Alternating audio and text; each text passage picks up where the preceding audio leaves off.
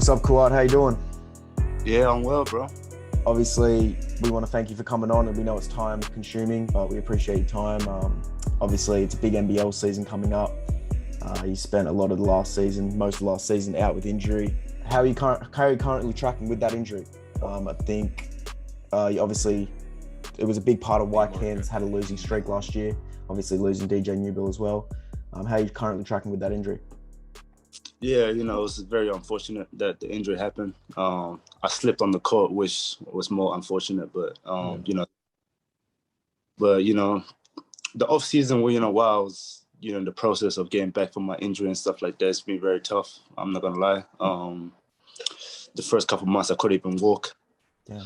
So that was tough. But after I started getting better and better, started doing more things on my legs and stuff like that, then started getting strength on my legs back. And everything started to feel better. I continued to progress throughout the month. And, fast forward, I'm, full contact in training, feeling stronger than ever. So, I got to give thanks to God for that. For sure. That was my next question. I mean, knee injuries are pretty serious. Like you said, you couldn't really walk. I've gone through a couple myself. I did my ACL twice. Yeah, it's crazy. But are we going to see the same Kouat Noi or an even better one coming back on the court? Yeah, well, I'm always improving, so definitely going to see a definitely better Kouat Noi for sure. For sure. That's something Cairns fans can be excited for. Yeah. 100%, man. So obviously Cairns have a whole new team this year, a bit of a new chapter under a new coach in Adam Ford. How's that process so far, man, adapting to it all, personnel changes and the new coaching stuff? Must be exciting. Yeah, man, it's different, honestly. It's basically the whole coaching staff is new, some new players on the roster. I'm very confident on the team. We've been competing in practice, or everybody's getting better individually. So I can't really say much, but you guys just have to wait and see what happens on the court. But yeah, it's going to be a very, very great year for us, definitely. Yeah, that kind of ties into what I was going to ask. What are the expectations? Have the goals been set out? And from a team standpoint and personally, like what are you planning to achieve this season? Man, I'm always trying to achieve the most, or just whatever I can do. My ambition is to play in the NBA, so that's obviously it's up there.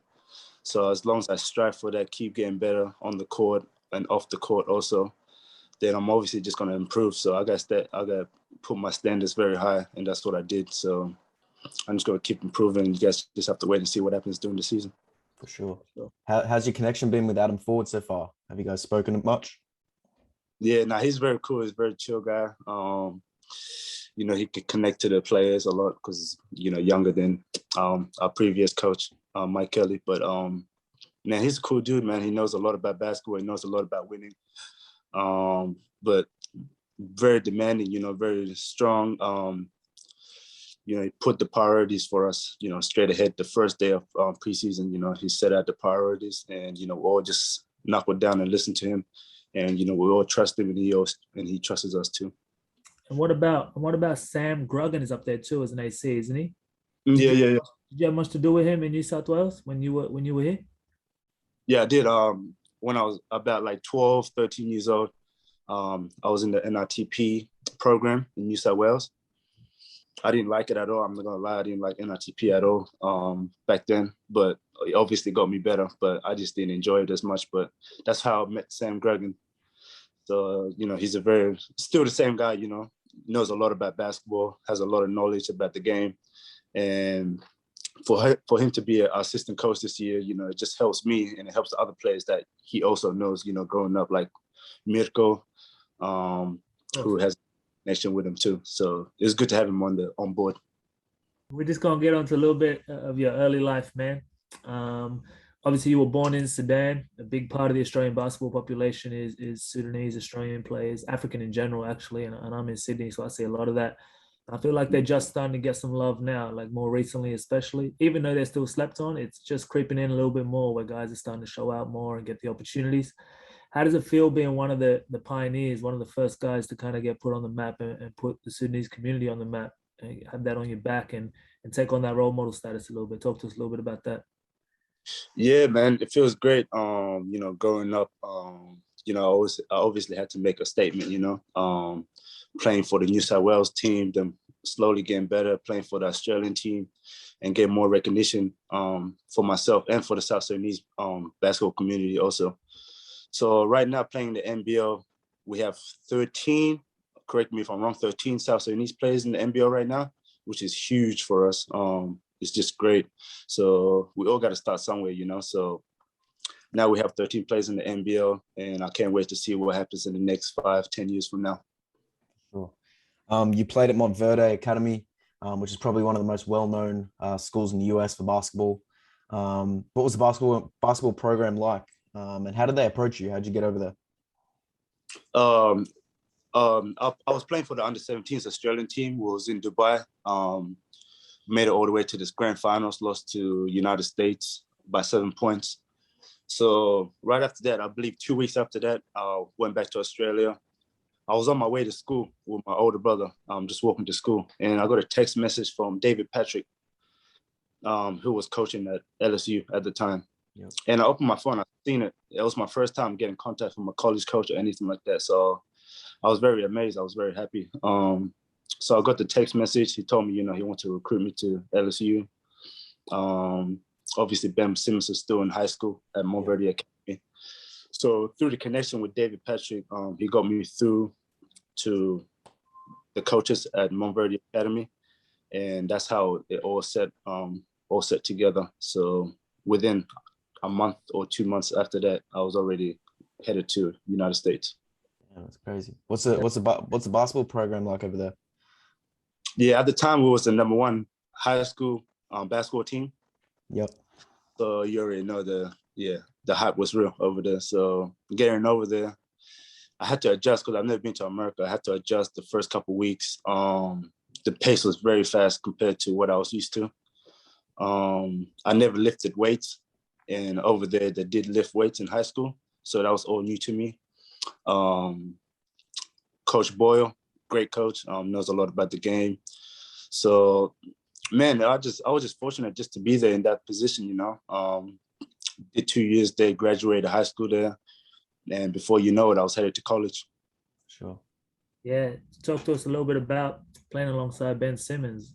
Obviously, he's one of Australia's brightest products that's come out of Australia. How was that experience like, and what's he like? Man, yeah, Ben Simmons is a role model to me till this day. I've always looked up to him.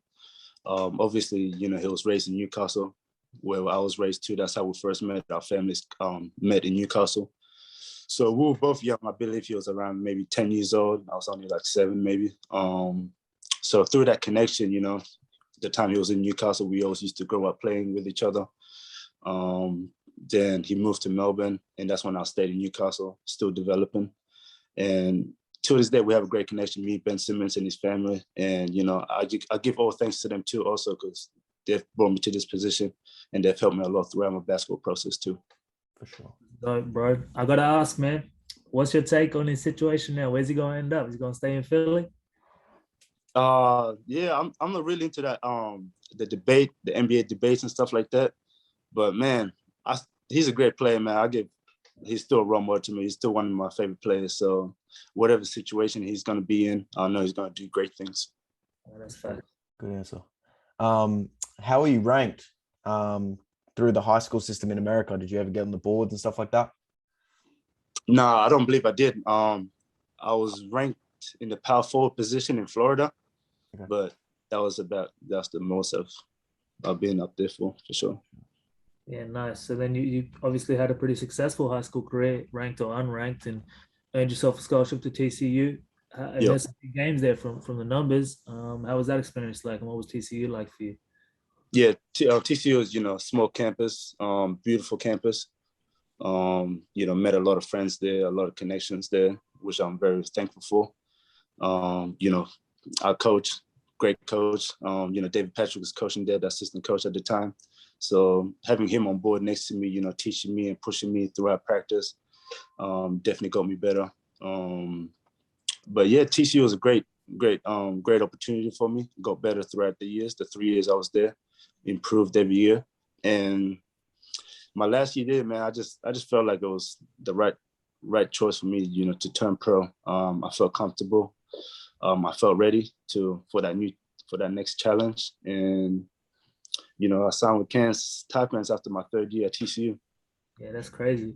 Even during your time at TCU, I remember a game at Kevin Betts Stadium in Mount Druitt. Yeah. Oh, you was there? Yeah, I was there. And how was that experience? You remember that? The hype was crazy that game, man. That was nuts. Yeah, I remember. I just remember the poster. That's it. Yeah, yeah. Yeah. Big time, yeah. But that's cool that you were doing that type of stuff, man. Like coming back, and I'm assuming that was through your connection, obviously, with Sydney and some of the guys there. Yeah, David Patrick too. Yeah, through his connection too. Yeah. My first game in Mount Druitt. It was my first time my mom came to watch me play, and my sisters. So yeah, my sisters and my mom was there at the game, and my dad was there at the game too. Yeah, so, that's a crazy vibe. I still remember that game. It was dope, bro. Like, yeah, man. It was cool because some of the other local boys were playing well too. Like they shut out a little bit, you know. So yeah, man, it was great energy there, man. Seeing all my Sudanese community there, man, it felt great. I haven't had that feeling in a long time, so just to go out there and play in front of them, man, it was great. For sure. All right, now let's track ahead a little bit. We'll get onto the future. Obviously, you've touched on the NBA situation. Obviously, that's your aim to get back there, and that's going to be the goal. What part of your game do you think needs to kind of continue to improve, and what do you need to excel in? You know, you got a taste of it a little bit. I know you're on the fringe right there. What's the next step for you in terms of your game? Man, just being a pro, I believe, taking care of my body, and I think everything else will just fall like it'll just be in a straight line for me. So my first year here at Cairns Taipans, you know, it was my first year being a pro, so I had no clue what was going on. But on the court, part of it, you know, I was just there, you know, getting better, improving as much as I could. But outside the court, I wasn't really a pro. So my second year, I tried to make that a priority, you know, try to improve, be a better pro, you know, talk to my teammates more, look at more film, and just engage, you know, different ways where I can get better in my game. So coming to my 3rd season this year, man, I feel like I have everything impact together. My vision's in a straight line. I'm focused. And man, like I said before, man, you just have to wait and see what happens during the season, man. But I'm very confident. That's going to be a great season for me and for my team too. Yeah, and I feel like having an injury like that, when you were playing some good basketball, man, like you came onto the scene at Cairns and you were causing some hype, man. And I remember it when you were there. And obviously, when you have an injury like that, I guess you take it for granted maybe a little bit, and then it kind of just puts that fuel back in there to get on that stage, right? Right, definitely. Had to injure my first season. Had to injure my second season. So, man, it's tough. You can't control it. You know, everything happens for a reason. You can't really control it, but just to keep moving forward and keep getting better. A lot of people, when they get injured, you know, they fall back and they don't see the vision ahead. And with me, you know, I see the vision ahead. I have so much confidence in myself that something's going to happen with me in basketball one day, something special. And I can't just quit right now. You know, I have to keep pushing forward, and that's what I'm going to do. Sure. The NBL calendar just came out. Is there any games circled on yours? Yeah, all of it. One big circle. Red text around the whole season. Yeah, all of it, man. All of it. Sure. I've been seeing a few videos online of you doing a little Bushman prank. Mm-hmm. I had a couple laughs. Where did that idea come from, and are we going to see more of them? Yeah, I was doing it throughout college, actually. I was making a lot of videos throughout college. Then I stopped that for a little bit. Then I just decided just to bring it down here. There's not many people that do pranks here in Cairns, so I just try to get my name out there a little bit, and it's something I enjoy doing, you know, pranking people, make people laugh and scaring people. So I just did it, and, you know, a lot of people are watching. For sure. We'll get into our fan questions for those who don't know and are listening. We put these on our story for you guys to ask Kouat Noi. First one, someone wants to know any nicknames. The Silent Star. That's what I go by. I'm a very quiet person. When you meet me in person, you know, very to myself. And I don't want people to take it personally, but that's just how I am. So that's how I came up with the name. A lot of people call me Kou, K-O-U. And that's about it, just them two names. Sure. That's dope. Next person wants to know the best basketball moment so far in your career. Man, I'll probably say my first game with Cairns Taipans. I had a double-double. My family was there to see me play my first professional game. My childhood coach that first believed in me and put me in my first rep team was there to watch me. So I believe that's definitely one of my best moments, favorite moments, and being the first Taipans to have a double-double on debut. Yeah, double on the debut. That's big. Yeah. NBA comparison. Who do you think you compare to in the NBA? I would say Alua Deng 2.0. Your favorite basketball shoe? Right now I'm wearing the Greek Freaks 3. Yeah. I'm not really into, I like bright color shoes, I like bright color shoes. I don't really like black shoes. I think they look ugly. But anything with color, straight color, I like them. But the Greek Freaks, that's what I'm wearing right now. We'll get into our next segment, 10 quick questions. These are just rapid fire. You can use your skip button if you want. What is something you're appreciative of? Can be anything. My older brother. So, favorite NBA player and why? Kevin Durant, because he's so versatile. Can stretch the floor, can score, can play defense. So Kevin Durant. Celebrity crush. Man, I got a girlfriend, but I can't say that. That's it. Yeah. We ain't trying to cause no trouble. Yeah. This is a topic actually has been doing the rounds a little bit for the last few months. Interesting to see your take on it. Which Australian state has the best hoopers? Ooh, that's okay. That's tough. That's tough. I would have to go with, man. Which state was dominating when you were coming up? Oh man, I would say New South Wales was dominating. I ain't gonna lie, bro. Yeah. We had some talent coming up there. There was always New South Wales and Victoria. So you're gonna get those two? I'm gonna stick my hometown, New South Wales. Yeah.